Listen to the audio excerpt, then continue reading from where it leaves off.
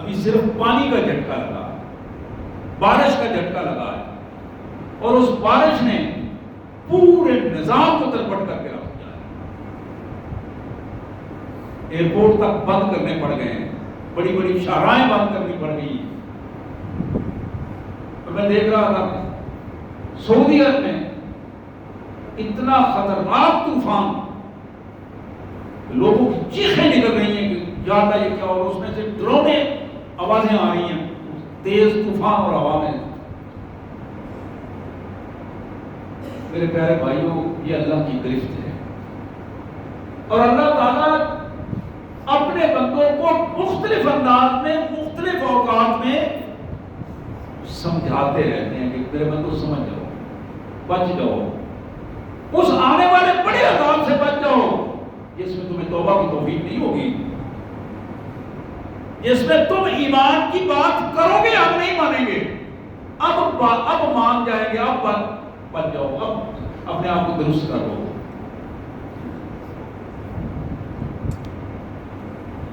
آپ نے وہ حدیث کئی دفعہ سنی ہوگی، میرے آقا صلی اللہ علیہ وسلم نے فرمایا کہ میرے امتیوں،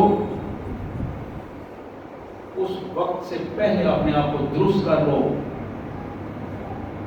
جب تمہارے پاس صحت ہے، بیماری سے پہلے اپنے آپ کو بچا لو، زندگی ہے، موت سے پہلے اپنے آپ کو محفوظ کر لو، آج فرصت ہے، مصروفیت سے پہلے اپنے آپ کو بچا لو۔ یہ باتیں ہماری سمجھ میں نہیں آتی، یعنی آپ حیران ہوں گے اس بات پر کہ ہم فضولیات میں بیٹھ کر گھنٹوں دوستوں کے ساتھ بیٹھے ترجم لگا رہے ہیں، موبائل میں بیٹھے ہو دیکھ رہے ہیں، آگے پیچھے کر رہے ہیں، لیکن جب ہم خالصتاً اللہ کی عبادت کے لیے آتے ہیں تو مسجد میں 15-20 منٹ بیٹھنا مشکل ہو جاتا ہے، آدھا پونا گھنٹہ قرآن شریف پڑھنا مشکل ہو جاتا ہے، دین سیکھنا مشکل ہو جاتا ہے۔ کوئی دینی پروگرام آ جائے تو ہم کہتے ہیں یار جان چھوڑو، 15-20 منٹ ہو گیا تو آدھا گھنٹہ ہو گیا، اور کتنے گلا سنائیاں نے، یہ ساری گلا دیکھ کے پتا تھا۔ یعنی ہماری ذہنی کیفیت یہ ہے کہ ہمیں اس کی قیمت کا ادراک ہی نہیں ہے کہ ہم یہاں بیٹھے ہیں اور اس بیٹھنے میں کیا کچھ ہمیں حاصل ہو رہا ہے۔ ہم فارغ بیٹھ کر اس وقت کا جب تقابل کرتے ہیں تو ہم جہاں سے ہمیں زندگی ملتی ہے اس چیز کو ہم بہت کم تر سمجھتے ہیں نسبت اس کے جس سے ہماری زندگی تباہ ہو رہی ہوتی ہے۔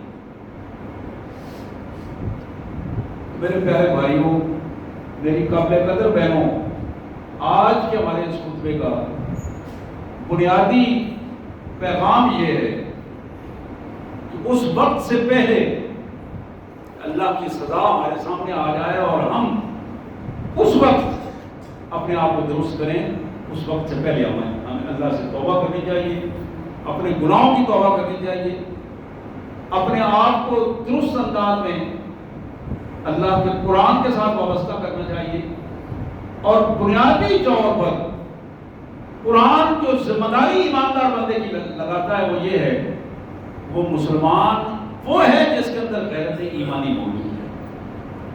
کلمہ پڑھ کر بھی اس کے اندر اگر غیرت ایمانی موجود نہیں، باطل کے خلاف کھڑا نہیں ہو سکتا، کفر کے خلاف کھڑا نہیں ہو سکتا، اللہ کی نافرمانیوں کے خلاف کھڑا نہیں ہو سکتا۔ اللہ فرماتا ہے مجھے ایسے مسلمان کی ضرورت نہیں، مجھے ایسے نمازوں کی ضرورت نہیں۔